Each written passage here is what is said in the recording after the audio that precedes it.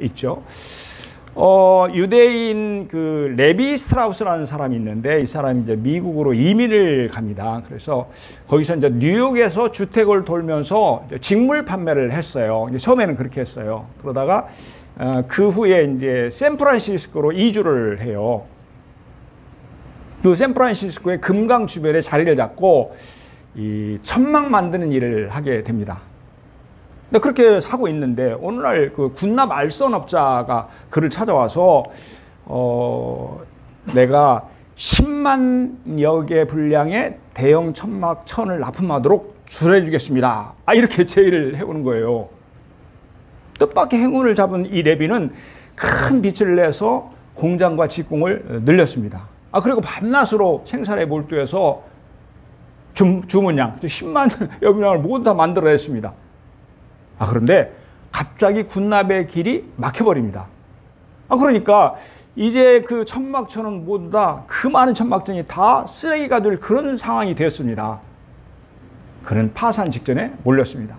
어찌할 바를 모르고 있던 그는 어느 날 주점에 들렸는데 거기서 이 금광촌의 광부들이 옹기종기 모여 앉아서 있는 것을 이렇게 보게 돼요. 자세히 이렇게 살펴보니까 그는 헤어진 바지를 꿰매고 있었습니다. 그러니까 바지를 너무 오랫동안 입어갖고 헤어진 거예요. 그걸 꿰매고 있는 거예요.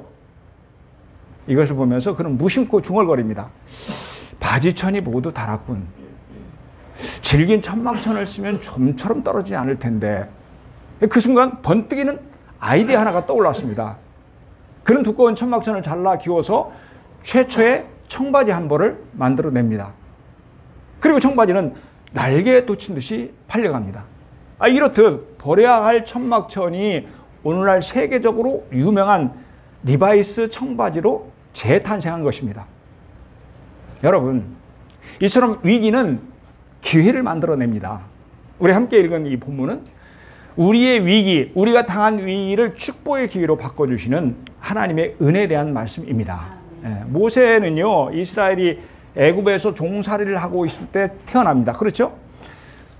애굽 왕 바로는 한없이 불어나는 히브리인들이 걱정이 됩니다. 왜냐하면 저렇게 불어나다가 막강한 세력이라도 가지게 되면 반란을 일으킬까 봐 두려웠기 때문입니다. 그러자 바로는 애굽 전역에 신생남아 살인 명령을 내립니다. 그러니까 히브리인이 남자아이를 낳으면 무조건 죽이라는 거예요. 즉시 죽이라고 하는 것입니다. 이에 모세는 태어나자마자 죽게 될 그런 처지에 놓이게 됩니다. 하지만 그의 어머니 요베겟은 차마 그럴 수가 없었어요. 그래서 몰래 아기를 숨겨갖고 키웠습니다. 하지만 이 모세를 낳은 지 한 석 달이 지나니까 더 이상 이제 숨겨서 키우는 것이 불가능해졌습니다. 아기가 크면서 막 우는 소리도 크니까 어떻게 숨기겠어요. 그러자 그녀에게는 지혜가 필요했습니다. 요베겟은 궁리의 궁리를 거듭하다가 마침내 결단을 내립니다. 그녀는 갈대를 꺾어다가 그것으로 튼튼한 상자를 만들었습니다. 그쪽의 갈대는, 팔레스타인의 갈대는 우리 갈대하고는 많이 다릅니다. 굉장히 굵고 아주 튼튼합니다. 그리고 갈대 사이에 역청과 고무진을 칠해서 물이 새지 않게 했습니다. 그런 다음에 애굽의 공주가 가끔 목욕을 하러 나오는 나일강변에 아기를 담아서 상자를 띄웠습니다.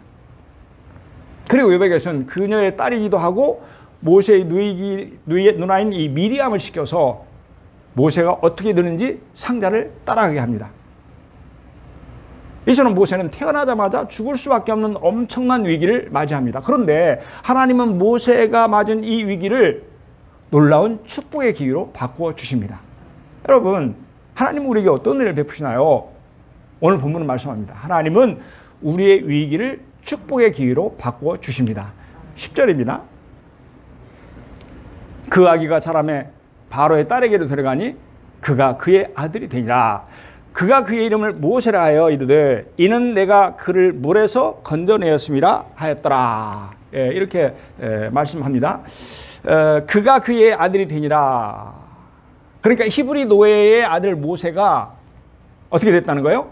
당시의 강대국 중에 하나였던 애굽 공주의 아들이 되었다고 합니다. 그러니까 모세는 죽을 수밖에 없는 처지에서 애굽 나라의 왕자로 성장하게 되었다는 그런 말씀입니다. 한편 그 모세를 이 갈대 상자에 담아서 나일강에 띄운 모세의 어머니 요베겟의 마음은 어떠했을까요? 아마 조마조마하다 못해서 가슴이 쿵쿵 뛰었을 것입니다. 혹시 나일강에 바람이 불어서 상자가 뒤집히면 어쩌지? 여러분 그럴 수 있잖아요. 아니 저렇게 떠내려가다가 낙차가 큰 곳에 떨어지면 어쩌지? 그럴 수 있잖아요. 아니 저러다가 악어의 밥이면 어떡해? 그녀는 별의별 생각을 다 하며 초조하게 미리암을 기다립니다. 하지만 하나님은 갈 상자를 친히 인도해 주셨습니다.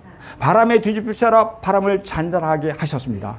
낙차가 크지 않은 곳으로 안전하게 인도해 주셨습니다. 악어가 접근하지 못하도록 막으셨습니다. 드디어 모세를 담은 이 갈 상자를 바로 그 시간에 목욕하러 나온 공주 앞에 정확하게 도착하게 하여 주셨습니다. 이처럼 하나님 모세에게 닥친 엄청난 위기를 놀라운 축복의 기회가 되게 해 주신 것입니다. 하나님께서 모세를 불쌍히 여기시고 그에게 은혜를 베풀어 주셨습니다. 아멘. 여러분, 하나님은 왜 모세를 불쌍히 여기셨나요? 하나님은 왜 우리에게 긍휼을 베푸시나요? 우리를 불쌍히 여기시는 하나님은 자식을 불쌍히 여기는 아버지와도 같습니다. 여러분, 아버지는 자식이 위험을 당할 때 어떻게 합니까? 그냥 바라만 보지 않습니다. 아들을 힘껏 도와줍니다. 돈이 필요하면 돈을 대주고 지혜가 필요하면 아낌없이 조언을 해줍니다. 아버지는 자식을 불쌍히 여겨서 그를 위해서 최선을 다합니다. 그렇잖아요. 왜냐하면 아버지는 자식을 사랑하기 때문에 그렇습니다. 마찬가지로 하나님은 우리를 사랑하시기 때문에 우리를 불쌍히 여기시는 것입니다. 저와 여러분을 불쌍히 여기심으로 말미암아 우리에게 은혜를 베풀어 주십니다. 그래서 우리가 당한 위기를, 어떤 위기를 당했다 할지라도 그 위기를 축복의 기회로 바꾸어 주시는 것입니다. 그렇습니다. 하나님 우리를 사랑하신 줄로 믿습니다. 저와 여러분을 긍휼히 여기실 줄로 믿습니다. 하나님은 그래서 우리의 위기를 축복의 기회로 바꿔주실 줄로 믿습니다. 아멘, 아멘. 여러분, 하나님은 우리의 위기를 어떻게 하시나요? 그러니까 위기를 기회로 바꿔주시는 하나님이 어떤 기회로 바꿔주시나요? 첫째, 육적인 축복의 기회로 바꿔주십니다. 10절 상반절의 말씀입니다. 그 아기가 자라매 바로의 딸에게로 데려가니 그가 그의 아들이 되니라. 예, 이렇게 말씀하죠. 그 아기가 자라매 바로의 딸에게 데려가니 이렇게 말씀합니다. 그러니까 모세를 죽음에서 건져내신 하나님은 그가 젖을 뗄 때까지 그 어머니 요베겟의 품에서 자라나게 하셨습니다. 그리고 젖을 떼자 요베겟은 모세를 애굽 공주에게 데려갑니다. 그가 그의 아들이 되니라. 결국 모세는 이 공주의 아들이 되어서 자라게 되었다는 그런 말씀입니다. 이 모세를 물에서 건져내어서 아들로 삼은 이 여자는 애굽의 하셉수트 공주였습니다. 하셉수트 공주. 이 여자는 제18왕조의 창설자 아모스의 아들인 아멘호텝 1세의 딸과 그리고 투트모스 1세 애굽 왕이었었는데 투트모스 사이에서 태어났습니다. 제가 지금 역사적인 얘기를 좀 하고 있는 거예요. 그녀의 아버지, 그러니까 이제 투트모스 1세가 그 공주의 아버지예요. 그녀의 아버지 투트모스 1세가 죽고 나서 그 뒤에 자신의 배다른 형제이며 애굽 왕이 된 투트모스 2세와 결혼을 합니다. 그러니까 이제 왕후가 된 거예요. 남편이 투트모스 2세죠. 그런데 어느 날 이 투트모스의 남편이 원인 모를 죽음으로 갑자기 죽음을 당해요.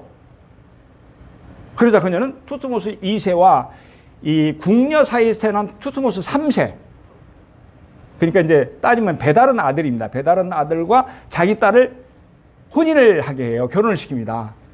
그런데 이 투트모스 3세를 애굽의 왕으로 세워요. 이 여자가, 이 공주가.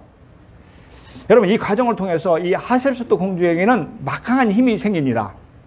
그러니까 그녀는 당시 왕인 투트모스 3세 위에서 실제적인 권한을 가지고 통치했습니다. 그럴 수밖에요. 왜냐하면 다 자기가 한 거예요. 그러니까 자기 아들을 결혼시킨 것, 자기 딸을 결혼시킨 것도 이 하셉수트 공주가 했고, 그리고 그를 결혼시켜서 또 왕으로 세운 것도 역시 이 여자가 한 거예요.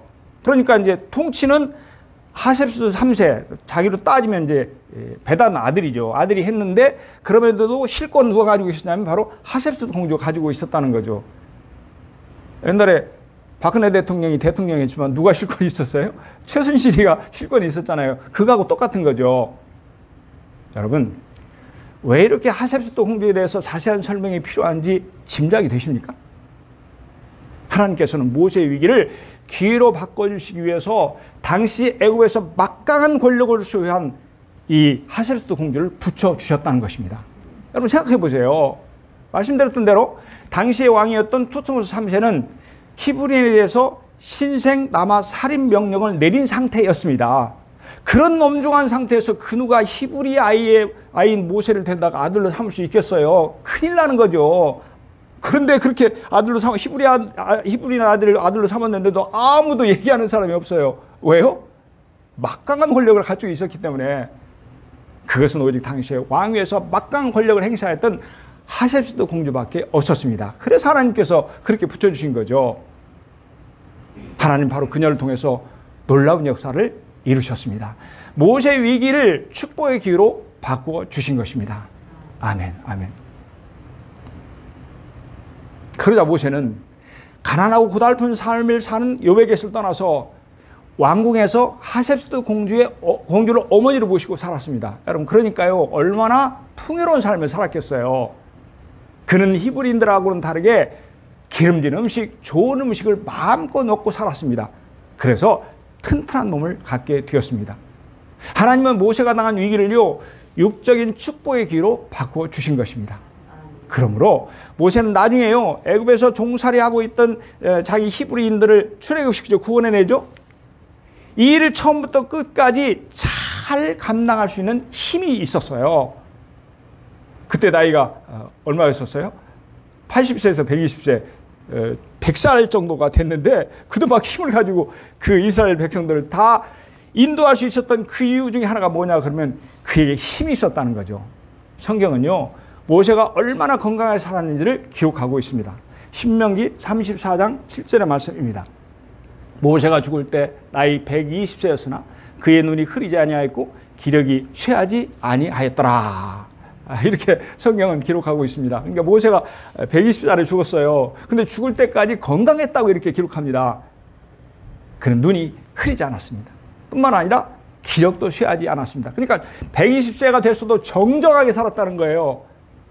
그는 하나님 주신 축복의 기회를 통해서 육신의 건강을 누리며 살았던 것입니다. 하지만 이 위기를 육적인 축복의 기회로 바꿔주신 이 하나님은, 이 하나님의 큰 은혜는 여기서 그치지 않았습니다. 모세는요, 애굽의 왕궁에서 왕자로 살았습니다. 그렇죠? 왕궁에서 쫓겨나기까지 40년 동안 그는 온갖 좋은 것을 다 누리며 살았습니다. 그는 왕자로서 말타기, 활쏘기 등 최고의 무예를 익혔습니다. 그럴 거 아니에요. 당시 최강국이었던 애굽 왕자에게 필요한 모든 학문을 다 익혔습니다. 정치, 경제, 사회문화 등 세상을 살아가는 데 필요한 모든 것을 빠짐없이 배웠습니다. 그러자 그는 그 누가 견딜 수 없을 만큼 유능한 자가 되었습니다. 사도행전 7장 22절의 말씀입니다. 모세가 애굽 사람의 모든 지혜를 배워 그의 말과 하는 일들이 능하더라. 이렇게 기록하고 있어요. 그러니까 모세가 애굽 왕자로 애굽 사람들의 모든 지혜를 배웠다고 합니다. 그의 말과 하는 일들이 능하더라. 그러니까 모세가 능력 있는 사람이 되었다고 하는 것입니다. 그런 육적으로 모자람이 없이 자랐다는 것입니다. 이처럼 하나님은 모세의 위기를 육적인 축복의 위기로 바꾸어 주신 것입니다. 여러분 아멘입니까? 사랑하는 여러분, 하나님은 모세가 낳은 최대 위기를 엄청난 축복의 기회로 바꿔주신 줄로 믿습니다. 모세의 위기를 육적인 축복의 기회로 바꿔주신 줄 믿습니다. 마찬가지로 하나님은 우리가 당하는 위기를, 어떤 위기를 당하는지 놀라운 축복의 기회로 바꿔주실 줄로 믿습니다. 아멘, 아멘. 여러분, 하나님은 우리의 위기를 어떻게 하시나요? 위기를 기회로 바꿔주신 그 하나님이 어떤 기회로 바꿔주시나요? 첫째는 육적인 축복의 기회로 바꿔주십니다. 그리고 두 번째는요, 인격적인 성장의 기회로 바꿔 주십니다. 모세는요, 태어나자마자 엄청난 위기를 맞이했지만 하나님은 그 위기를 육적인 축복의 위기로 바꿔 주셨습니다. 그래서 그런 신체가 건강했고 육적으로 갖춰야 될 모든 것에 부족함이 없었습니다. 그럼에도 불구하고 그는 또 한 번의 위기를 맞이합니다. 모세가 한 40살쯤 됐어요. 그때에 한 번은 자기 동포들이 고역하는 것을 보러 나갑니다. 자기 동포인 히브리인들이 어떻게 지내나 하고 나가는 거예요.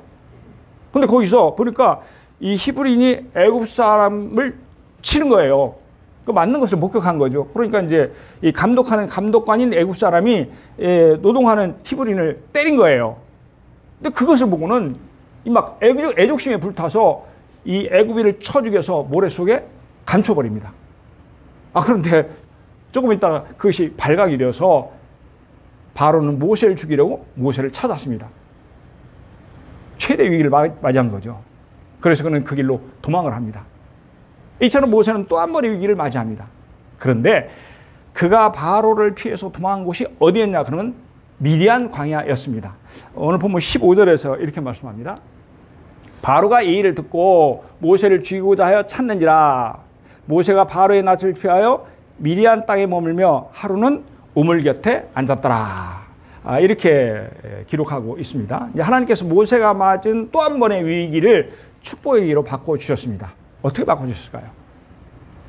미디안으로 도망간 이 모세는 하루는 이 미디안의 우물가 곁에 앉았었어요. 거기서 그는 이드로의 딸인 십보라를 만납니다. 그리고 이드로는 그 미디안 땅의 제사장이었어요. 이드로는요, 모세를 십보라와 결혼을 시킵니다. 그리고 그의 양떼를 맡깁니다. 그러니까 이 모세가 이드로가 제사장 이드로가 모세를 보니까 괜찮거든요. 그러니까 자기 딸하고 결혼을 시키고 그런 다음에 자기 양떼를 맡긴 거죠. 출애굽기 3장 1절에서는 이렇게 말씀합니다. 모세가 그의 장인 미디안 제사장 이드로의 양떼를 치더니 그러니까 애굽의 왕자였던 모세가 그의 장인 이드로의 양떼를 쳤다는 말씀입니다. 그렇죠?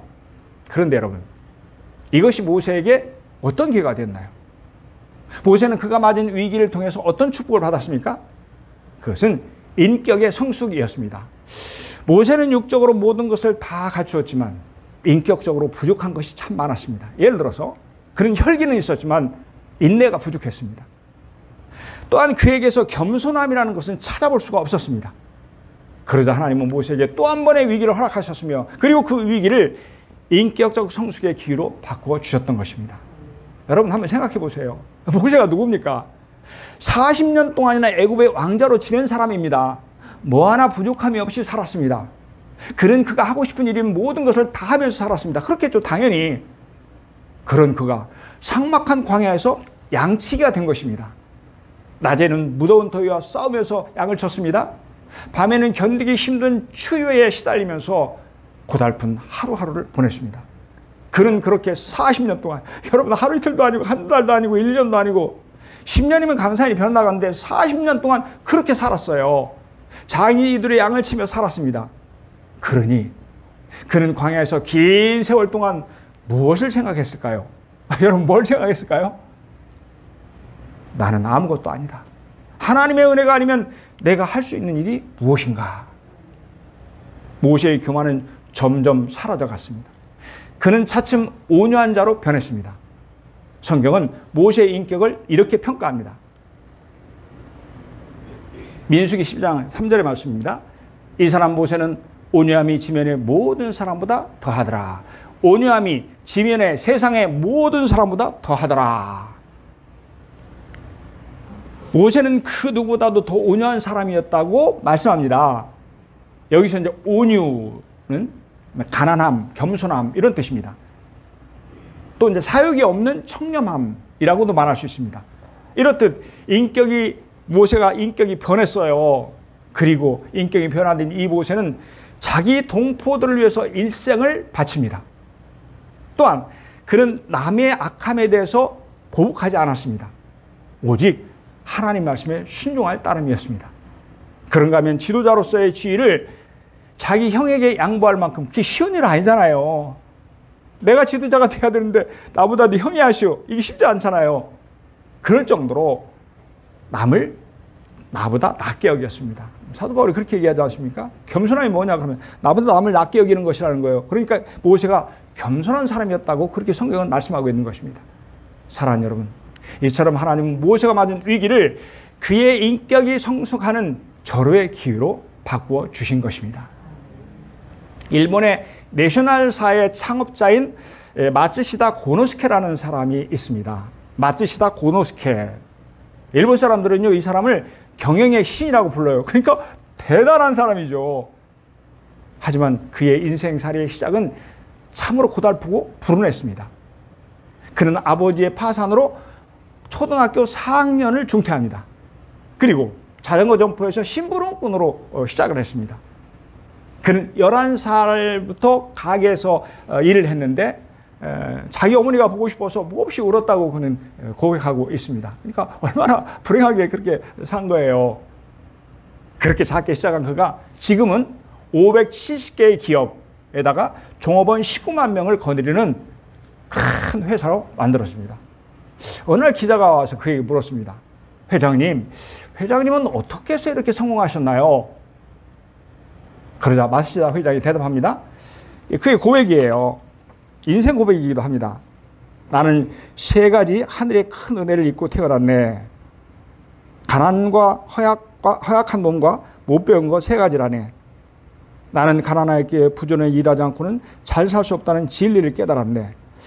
또한 약하게 태어났기에 건강의 소중함을 일찍 깨달아 건강에 늘 힘써 겨울철에도 날마다 냉수마찰을 해왔어. 그래서 이렇게 90살이 넘었어도 건강을 지키며 살고 있네. 뿐만 아니라 나는 초등학교 4학년을 중퇴하였기에 이 세상 모든 사람을 늘 나의 스승으로 받들고 있네. 그래서 배우는데 노력하였지. 그래서 상식과 지식을 얻었다네. 이렇게 불행한 환경이 나를 이만큼 성장시켜주기에 하늘이 준 시련이라 생각하여 감사하며 살고 있다네. 이런 이 간증을 한 거죠. 그러니까 그의 불행한 환경이 그에게 어떤 기회가 됐다는 거예요? 성장의 기회가 되었다고 말합니다. 참담한 삶의 위기가 인격 성장의 기회가 되었다고 그는 고백하고 있습니다.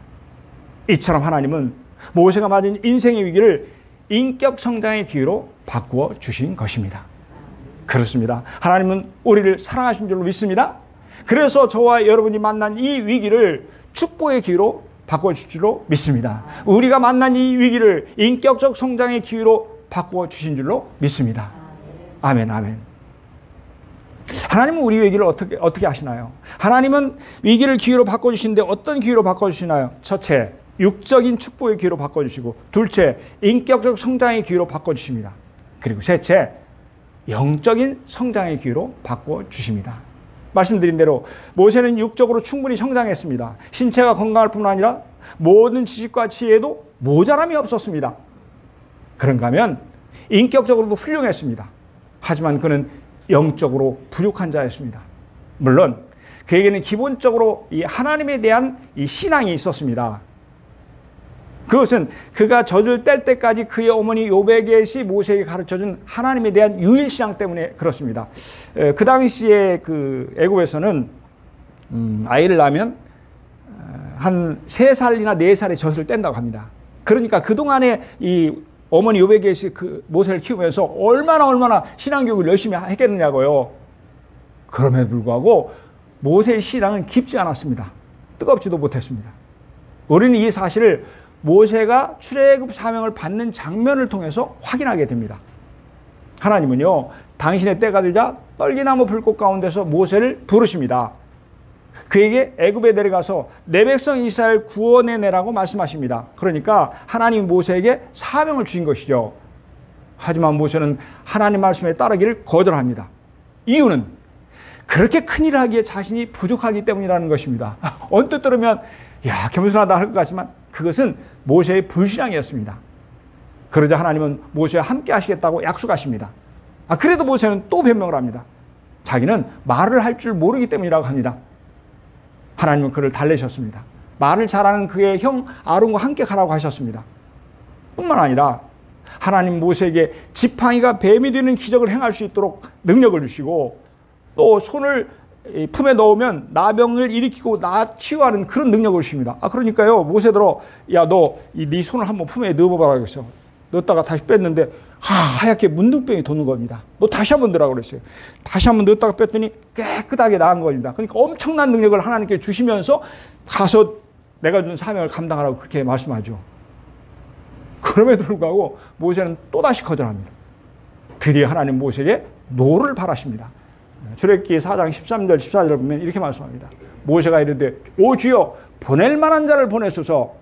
여호와께서 모세를 향하여 노하여 이르시되 참다 못해서 하나님께서 막 이제 화를 내신 거죠. 사랑하는 여러분, 이처럼 모세는 영적으로 심히 연약했습니다. 그래서 하나님 모세에게 영적으로 성장하는 기회를 주신 것입니다. 여러분, 하나님은 무엇을 통해서 모세를 영적으로 성장시켜 주셨나요? 그것은 출애굽의 과정을 통해 주신 위기였습니다. 그러니까 하나님은 모세에게 허락하신 수많은 위기를 영적 성장의 기회로 바꾸어 주신 것입니다. 모세는 출애굽의 과정에서 수많은 위기를 만나요. 그렇죠? 그는요, 바로 앞에 나가서 내 백성 이스라엘 보내라는 하나님의 말씀을 전하다가 하마터면 죽을 뻔합니다. 모세는 홍해가 앞을 가로막고, 그리고 뒤에는 애국 군사들이 쫓아오는 그런 엄청난 위기를 맞이합니다. 또한 모세는 끊임없이 이스라엘 백성들의 불평과 반항에 시달립니다. 때로 이스라엘 백성들은 돌을 들어서 모세를 치려고까지 했습니다. 그런가 하면 모세가 시내산에서 하나님 주신 십계명을 받는 동안 여러분, 백성들은 어떻게 했어요? 아론을 설득해서 금송아지 우상을 만듭니다. 그래서 하나님의 진노를 받을 수 있는 엄청난 위기를 또 만납니다. 그것뿐이 아닙니다. 형이었던 아론과 누나였던 이 미리암이 자기를 시기하여 비난합니다. 아니, 다른 사람이 자기를 그렇게 해코자 하면 찬만하다는 거예요. 근데 자기 형제들이 자기를 그렇게 해코자 하려고 그러는 거죠. 많은 위기를 만나게 됩니다. 사랑하는 여러분, 모세는 이러한 위기를 맞을 때 어떻게 했다고 성경 말씀하나요? 그는 하나님 앞에 납작 엎드렸습니다. 그리고 그럴 때마다 하나님은 모세의 위기를 영적 성장의 기회로 바꾸어 주셨습니다. 위기를 통해서 모세의 신앙은 점점 깊어졌습니다. 사랑하는 여러분, 모세가 출애굽해서 이스라엘 백성들이 가나안에 인도하기까지 40년이 걸렸습니다. 그렇죠? 그동안 모세에게는 수많은 어려움들이 있었습니다. 견디기 힘든 일들이 참 많았습니다. 그럼에도 불구하고 모세는 끝까지 하나님께 주신 사명을 잘 감당합니다. 이스라엘 가나안 입구까지 잘 인도했습니다. 자, 그렇다면 도대체 무엇이 모세로 하여금 사명을 감당하게 했나요? 그것은 육적, 인격적인 면모뿐만이 아니라 그의 깊은 신앙 때문이었습니다. 그러니까 하나님 모세에게 허락하신 수많은 위기를 놀라운 축복의 기회로 바꾸어 주신 것입니다. 수많은 위기를 영적 축복의 기회로 바꾸어 주신 것입니다. 아멘. 사랑하는 여러분, 하나님은 우리의 위기를 축복의 기회로 바꿔주실 줄로 믿습니다. 육적인 축복의 기회로 바꿔주실 줄로 믿습니다. 인격적인 성장의 기회로 바꿔주실 줄로 믿습니다. 뿐만 아니라 영적인 성장의 기회로 바꿔주실 줄로 믿습니다. 여러분, 아멘입니까? 그렇다면 위기를 축복으로 기회로 바꿔주신 하나님 앞에 우리는 어떻게 살아야 할까요? 오늘 본문은 말씀합니다. 믿음으로 살아라. 3절입니다. 우리 천천히 함께 읽겠습니다. 시작. 더 숨길 수 없게 되매 그를 위하여 갈대 상자를 가져다가 역청과 나무진을 칠하고 아기를 거기 담아 나일강가 갈대 사이에 두고. 여러분, 누가 한 일입니까? 모세의 어머니 요베겟이 한 일이죠. 여러분, 하나님께서 모세의 위기를 축복의 기회로 바꾸신 놀라운 이 역사가 어디서부터 시작되었나요? 그것은 모세의 어머니 요베겟의 믿음이었습니다. 그녀는 히브리인이 남자아이를 낳으면 반드시 죽여야 한다는 애굽 왕의 엄중한 명령이 있음에도 불구하고 만약에 어기면 죽는 거예요. 누구나 다 죽임을 당하는 겁니다. 그럼에도 불구하고 믿음으로 모세를 석 달이나 키웠습니다. 그렇죠? 또한 더 이상 숨길 수 없게 되었지만 그녀는 포기하지 않았습니다. 반드시 이스라엘의 하나님이 모세를 지켜주시고 인도할 것을 믿음으로 말미암아 갈상자에 모세를 담아 물에 띄웠습니다. 하나님은 바로 이 믿음을 기뻐하시고 놀랍게 축복해 주신 것입니다. 그녀의 믿음대로 이루어 주셨습니다. 모세를 지키시며 인도하시고 마침내 놀랍게 축복해 주셨습니다. 이처럼 하나님은 믿음을 통해 우리가 어떤 위기에 처한다 할지라도 놀라운 축복의 기로 바꿔주시리로 믿습니다. 위기가 변하여 육적, 인격적, 영적인 축복을 받아서 우리로 하여금 위대한 삶을 살게 해주시리로 믿습니다. 아멘. 말씀을 정리합니다. 사랑하는 성도 여러분, 하나님은 우리의 믿음을 참으로 기뻐하십니다. 그리고 그 믿음을 통해서 놀랍게 역사해 주십니다. 우리는 지금 코로나 시대라는 엄청난 위기를 맞아서 모두가 다 힘들어하는 그런 삶을 살고 있습니다. 하지만 하나님께서는 이 위기를 놀라운 축복의 기로 바꿔줄 줄로 믿습니다. 이 위기를 육적, 인격적, 영적인 축복의 기로 삼아주셔서 우리로 하여금 위대한 인생을 살게 해줄 줄로 믿습니다. 여러분, 아멘.